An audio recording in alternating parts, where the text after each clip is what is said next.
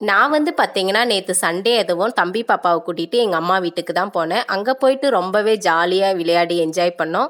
இது வந்து பார்த்தீங்கன்னா, ஒரு பால் மரம். இந்த பால் மரத்துடைய இலைய கட் பண்ணி, இந்த மாரி சின்னதா கட் பண்ணி, இதில வர பால்ல வந்து இந்த மாரி முட்டை விட்டு விளையாடுவோம்.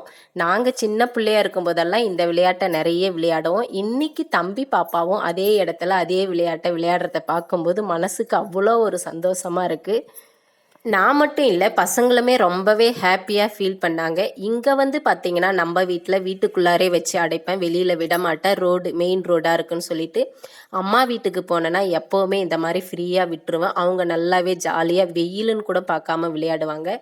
இந்த தொட்டி பார்த்தீங்கன்னா, ஆல்ரெடி நான் ஏற்கனவே காமிச்சிருக்கேன். நான் சின்ன பிள்ளையா இருக்கும்போது விளையாடின தொட்டி. இதில நம்ப கதிர் இன்னைக்கு குதிச்சு விளையாடுறத பார்க்கும்போது, அந்த சந்தோஷத்த சொல்றதுக்கு அளவே இல்லங்க.